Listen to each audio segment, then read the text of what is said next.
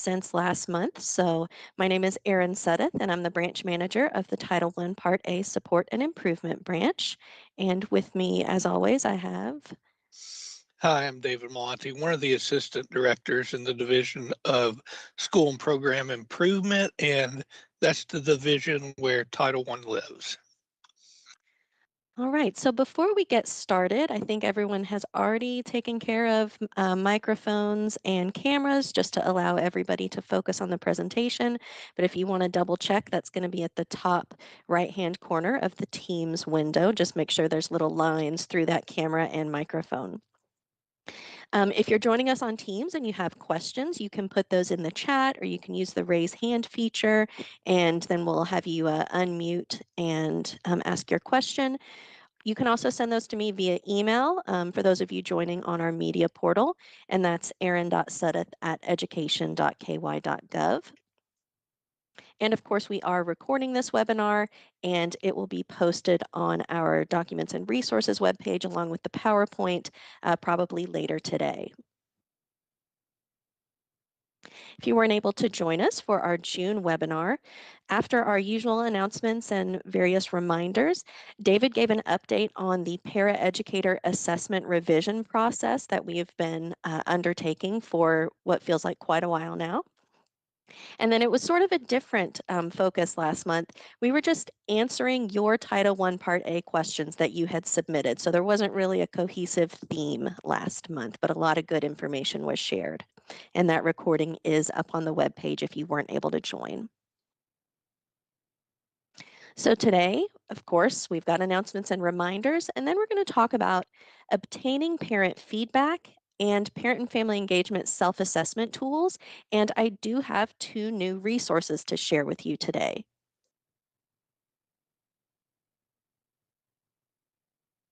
On to our announcements. The FY 2027 GMAP application is due tomorrow. Many of you have already submitted that. You're waiting for us to review that. Maybe you're already working on revisions. If your application is returned as not approved, be sure to go to the consolidated checklist page in GMAP and carefully review all of that feedback left by your Title I consultant. This feedback is going to help you correct any identified issues. And of course, if you have any questions, reach out to your Title I consultant. They'll be able to help you. And then just a couple reminders with the original submission of the application. Please keep in mind that our Title I consultants have anywhere from 10 to 21 districts that they're responsible for supporting, and they are reviewing those applications in the order in which they are submitted. So we really appreciate your patience as we work through to provide a really thorough review in order to help make sure that you're meeting all of the compliance requirements. That very first review always takes longer than subsequent revisions. Also keep in mind that once the application is submitted to KDE, it must be reviewed by all participating programs, Title I, Title II, etc., before it can be sent back to you. Your Title I consultant cannot send your application back to you in GMAP. Okay, our Distinguished Schools. I shared information about the Distinguished ESEA Schools program last month. And this is a really great opportunity for your schools to showcase their best practices and be recognized at the 2027 National ESEA Conference, which is actually being held in Louisville. So we're expecting a good Kentucky turnout there. Please share this application with your Title I schools. The completed application must be signed by the principal and the superintendent and be submitted to KDE by August 7th. So we're just a week out. However, the application is very straightforward. And if you go ahead and get started on that now, or if the school gets started on it, I think they'll have plenty of time to get that completed and submitted. And then KDE staff will visit finalist schools to conduct interviews before selecting the winners. Our final federal cash request for Project 310K is due on August 31st. So make sure that, I'm sure your finance officer is aware of that date, but just make sure that all of those funds have been requested. The annual Continuous Improvement Summit is hosted by KDE and Cognia each year. Believe it or not, this is the 10th Continuous Improvement Summit. Attendees will enhance their professional learning, strengthen existing relationships, and tackle unique challenges with fresh strategies. And you can register for that using the link on the slide. And this will be September 21st and 22nd at the Central Bank Center in Lexington. All right. You may have already seen this. The U.S. Department of Education granted Kentucky's recent ESEA waiver request, and I've highlighted the Title I Part A waivers on the slide here. If you want to read the full announcement, it is available in the Commissioner's June 26 weekly message, and that's also linked on the slide. But just to kind of sum up for Title I Part A, up first is the carryover limitation waiver.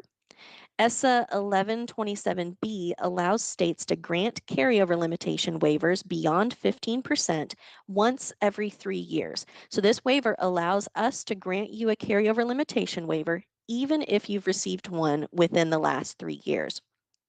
If your district ends up needing a waiver for your 310M funds, meaning you're carrying over more than the 15% maximum, you are still going to need to actually request the waiver from KDE and go through that process. We're just able to grant it to you.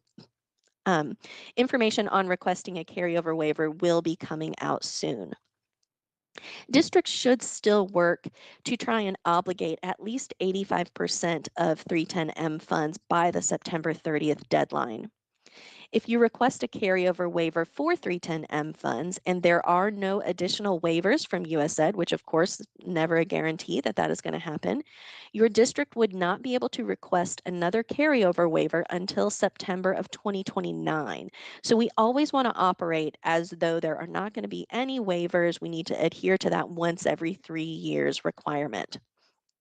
So if this applies to you and you need multiple carryover waivers within a 3-year period, you should work with your finance officer to try and identify the cause so you can try to address it moving forward. For example, do you need to reevaluate where funds are being budgeted and or the amount that's being budgeted?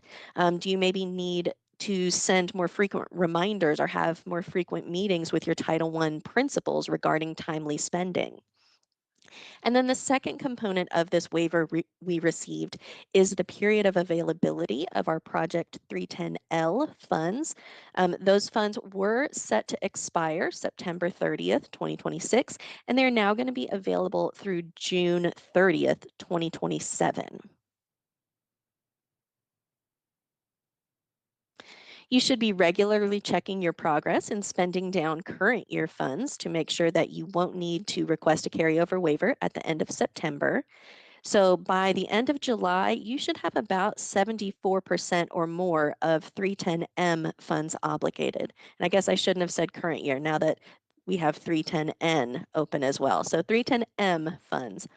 And remember, obligation refers to a legally binding commitment to pay out funds, and that must occur during the grant's period of availability. And it's not the same as liquidation, actually paying out that money.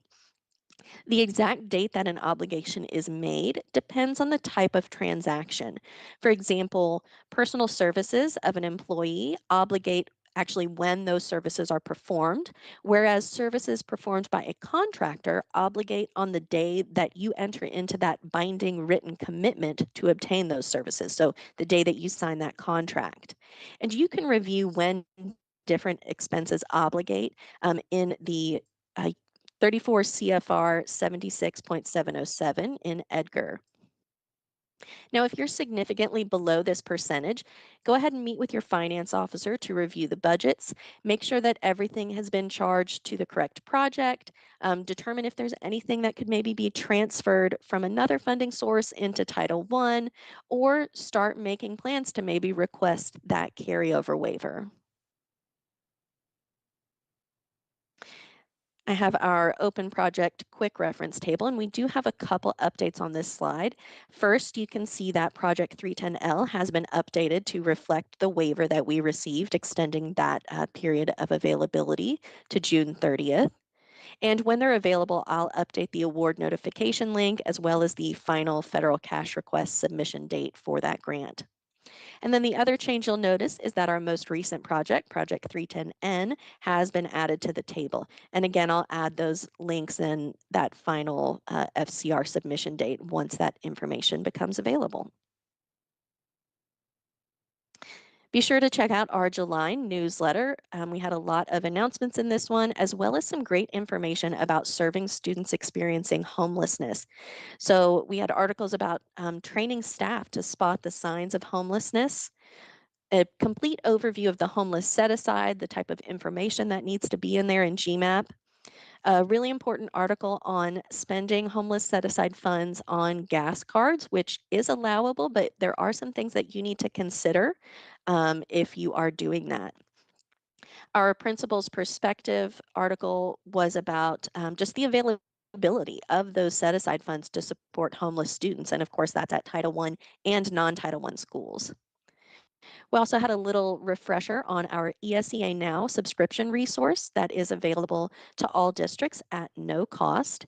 And then some of the reminders and things that I've already shared with you this morning. I'm not going to read through all of the suggested tasks for July, but obviously the focus is going to be on gearing up for the new school year. All right, on to our main topic today. ESSA 1116C3 requires schools involve parents in the planning, review, and improvement of the Title I Part A Parent and Family Engagement Program. Parent feedback can be used for lots of things. For example, the feedback could be used as a needs assessment, which can then help the school identify barriers to parent participation and areas in which parents need or want support. This information will help inform the types of events and activities that the school provides and how those parent and family engagement funds are spent. Parent feedback is also used in developing the district and school policy as well as the school family compact. Now, ESSA does not specify a method for gathering feedback, and there are lots of different ways that you can collect feedback. As a reminder, feedback from parents or staff is just one possible data source that you can use during an evaluation. And although today's presentation is focusing on gathering feedback for evaluation purposes, be sure to keep that bigger picture in mind. Using multiple data sources will allow you to triangulate your data and provide more detail in your evaluation. So let's look at 3 common methods for gathering feedback. We'll touch on some advantages and disadvantages of each method. So at first we have a focus group.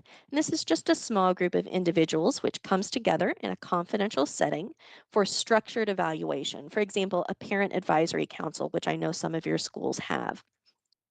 Now, on the plus side, a focus group provides the opportunity to hear that feedback firsthand. It creates an open and safe environment for participants, and it usually results in some more robust feedback than survey responses. Now, disadvantages include the limited number of respondents and difficulty accommodating group members' schedules. Our next method is a survey. And I think we all know this is an anonymous format used to collect feedback. And the advantages include the ability to complete the survey at the respondent's leisure. It's generally less intrusive and more private. This confidentiality can result in more honest and accurate answers to sensitive questions. Now, on the flip side, factors such as respondents' literacy levels, English language proficiency, and access to internet may limit your response rate. Additionally, with a survey, you're not able to ask follow up questions or gauge the sincerity of responses. And oftentimes, surveys require follow up to ensure a high response rate. And then the third method we want to look at today is the open discussion forum.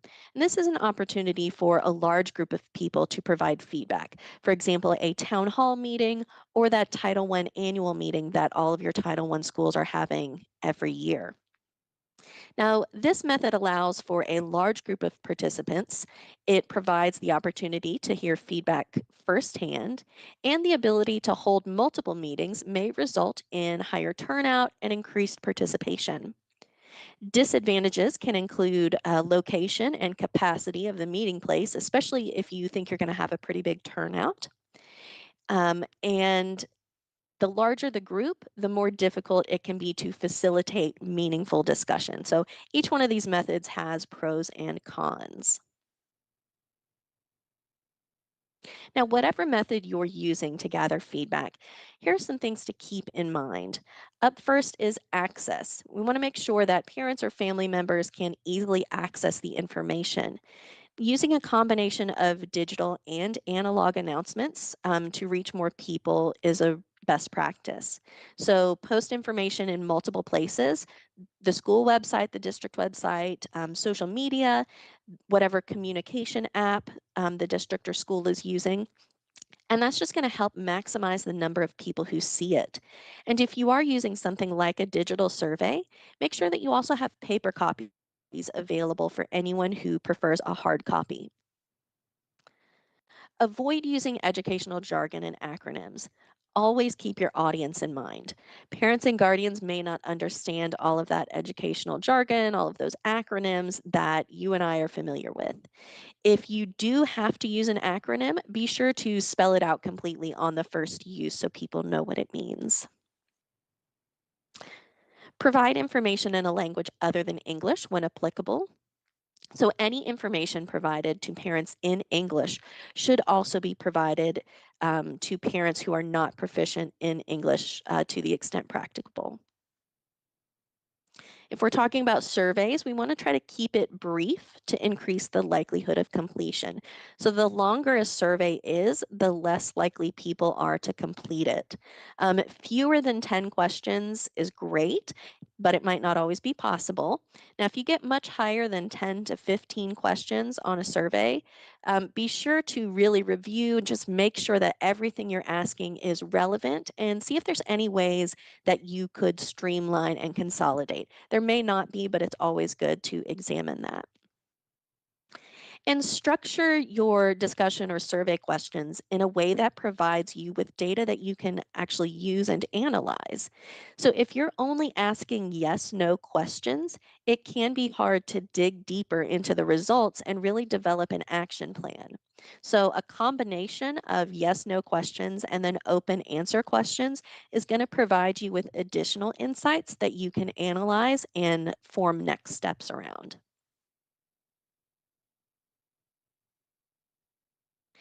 In our April webinar, we talked about evaluating the district's parent and family engagement policy and program. We discussed how important it is to use multiple data points during the evaluation process, as this allows you to triangulate the data, as I mentioned a moment ago. We also discussed methods other than surveys that can be used to evaluate the effectiveness of the parent and family engagement program. And one of the things I mentioned was district and school self assessments regarding the program as well as the policy. I've included the other possible data points that we mentioned on the slide. We talked about participation rates for activities, volunteer logs, achievement data, financial data related to parent and family engagement expenditures, and potentially even relevant student survey data. Now, as you may recall, the purpose of this annual parent and family engagement policy slash program evaluation is to identify some specific items from ESSA section 1116A to D. And those are barriers to greater participation by parents in activities, needs of parents and family members to assist with the learning of their children. This includes engaging with school personnel and teachers, and strategies to support successful school and family interactions. That's what we're trying to identify during this process. So we have two new resources available in our Title I Part A sample documents folder, and that's available on our Documents and Resources webpage. It's, I believe, the third bullet down from the top. So if you click on the sample documents folder link, you're going to download a zip file which contains some subfolders in it. And in each one of those are various customizable Word documents that districts and schools are free to use to help meet ESSA requirements. Now, remember, you're not required to use any of our KDE templates, but we do recommend comparing what you have to our templates to see if there's anything you could do to strengthen your program. And I'll also, just as a reminder, I believe during our May webinar, when we had a couple of our districts who were monitored on and they shared some of their tips. Several of them did use some of our KDE templates for things, and that did help them avoid some findings. So our first resource that we have for you is called Obtaining Parent Feedback for Title I Part A. And the other resource is Parent and Family Engagement Self-Assessment Tools. So we're going to take a look at each of those right now. Let me stop sharing the PowerPoint.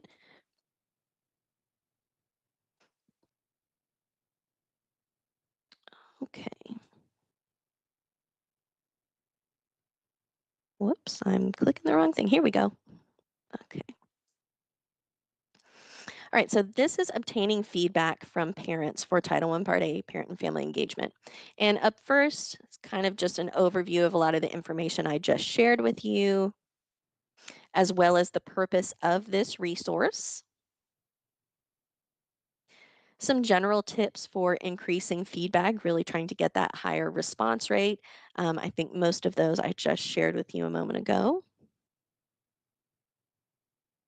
Next, we have a summary of the evaluation tools and methods. Again, focus group survey and open discussion forum. This chart was adapted from the Georgia Department of Education, and it just allows you to really easily compare the pros and cons of each method. So then we get into the actual sample surveys. These are set up as fillable forms, sample surveys. Of course, you could put these into like a Google form, give a survey digitally. You could ask a lot of these questions in person, but for this resource, we just made them as surveys. So up first is a beginning of the year identification of needs. This is going to help you figure out what do parents need, what types of events and activities are they interested in having, and then maybe help figure out how those parent and family engagement funds can be spent. So, really basic questions about how many kids are attending the school, what grade they're in. Are you a grandparent or relative raising a child or family member? We have a lot of instances of that, and sometimes those family members need some additional support. We want to ask them how they prefer to receive communication, um, days and times that it's most easy for them to attend an event or a conference. Ask if there's any barriers that keep them from attending activities. Um, what areas do they feel confident in helping their child with? If everybody feels confident with math, then maybe we don't need to have a lot of math nights. But I don't think anybody ever feels 100% confident in math. I know I don't. And then kind of the reverse of that, I'd be most interested in attending events focused on and lots of different options for events and an other field where they can enter something that isn't included on the list. I think parent and family engagement funds should support, and then some different things that those funds can support. And again, a tab for them to submit their own ideas. Any additional feedback on how the school can help the parent engage in the child's education. And then you want to see if they're interested in helping out. Do they want to serve on a parent advisory council? Do they want to volunteer? Do they want to present to parents at an event? And then they can just leave their contact info for the school to reach out to them. The next sample questions are for evaluating individual parent and family engagement events. Um, so again, just some basic information about this and some tips. This can be very, very simple. It can be a survey, it can be a follow-up conversation. It could be, have some Post-its out on the table and they can do like a parking lot thing and stick it to the wall before they leave. So it's just 3 basic questions. What did you like about this event? Do you have any suggestions on how to make this event better? And would you attend a similar event in the future? And what's great about this is that you can do it right after the event while everything's still fresh in their minds and really get that in the moment feedback. And then we have the end of the year parent and family engagement program evaluation. So this is just to evaluate kind of the program overall. So we have some basic questions about making sure that the school provided information to parents. Not all of these will have a yes or no. They might not be sure, and that's okay. Their experience in the building, making sure that everybody feels welcome. We want to make sure they got information in a language they can understand. That could be a language other than English, or like I mentioned before, that could be, getting rid of that jargon and acronyms that parents might not understand. Questions about being invited to a conference and whether or not they participated. We have a specific one for our elementary schools surrounding that question, that requirement to review the compact in relation to the child's individual academic achievement. So if our middle and high schools want to use this, they can just delete that question. Um, Communication with teachers regarding the child's performance, and we just have some rough estimates here of what we would consider often versus a little. Then you could maybe list all of the events, maybe include a date. They might not remember the exact name of the event, but they might remember when they attended, and they can check which of those they attended. Whether or not they had the opportunity to give feedback on those events. And if they weren't able to attend, what kept them from attending? They can check any of those that they want. Providing feedback on the policy and the compact. And then just generally asking if the school actively seeks ideas and feedback from parents on school-related issues. And then just an open-ended, any feedback you want. If you want to leave your contact information, someone will reach out to you. So that is our obtaining parent feedback resource. Now we will go to our self-assessments. So again, just some introductory information here about the resource. An overview of how to use them. So there is a self-assessment for district staff, and then there's a separate one for school staff. And all they need to do is read whatever the requirement or the point is and determine if the district or the school, if that is well implemented, if it's a good start but maybe needs some work, or if it's an area for improvement. Now, there is a not applicable category as well. Not every activity may apply to every single school. Districts and schools can further customize these self-assessments, that parent feedback resource, like any of our resources. You are welcome to make those more district or school specific if you want. All right, and then this isn't included on the forms themselves, but just an idea for maybe going a little bit deeper. Consider the activities that were rated as well implemented. Are there specific examples of how to support that rating? And then for things that were marked as good start, needs work, or area for improvement, brainstorm some next steps that could help you move that to a well implemented rating. So up first is our district self-assessment, just checking on involving parents and activities, making decisions about the program, supporting schools. We know that the majority, if not all of those activities and events take place at the schools, and the district should be supporting them. Connections with community partners, coordinating with other funding sources and programs. A great example would be, we know that meals can't be paid for with Title I funds, so maybe figuring out we can partner with this other, Frisky or our PTO or whatever, and they can provide the meal, and then Title I will provide this and provide the educational event. Including parents in the review of the policy, identifying those barriers, just identifying parent needs that they need to support their children, identify strategies for successful interactions, making things available. For example, post the policy to the district webpage. Provide opportunities for informed participation and support schools in that annual Title I meeting. And then the school self-assessment is a little bit similar. Just working with parents to identify needs, planning activities, reviewing and revising the policy and compact, getting parent feedback on the CSIP, holding an annual meeting, sharing timely information with parents about Title I that is hopefully happening at that annual meeting. Again, connecting with community partners, eliminating barriers to participation, um, explaining the curriculum that is used with students, the different academic assessments and things like that. Providing materials to help parents work with their children to improve achievement. So that's hopefully happening at some of those events and activities. Educating school staff on the value and utility of contributions from parents. We want to make sure that this is a partnership between the school and home whenever possible. Identifying strategies for successful interactions, making all of those resources readily available, opportunities for parents to volunteer, providing information in a language that they can understand, providing regular updates on academic progress. And then again, just for our elementaries, we'll have a question about having that specific discussion during the conference about the compact. All right, so let me go back to our slides here.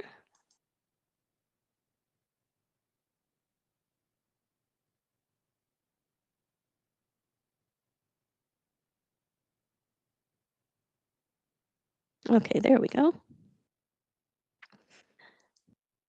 All right, so that is all of the information that I have for you all today. Are there any questions? Remember, you can put those in the chat, you can raise your hand, or you can send those to me via email. If you think of any questions later, you can send those to your Title I consultant or me. We are here to help you.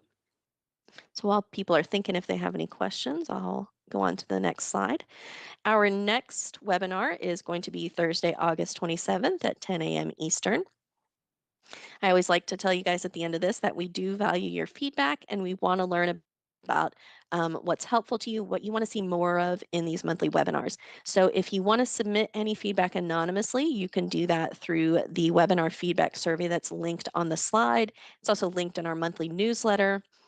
You can also send feedback directly to your consultant or me.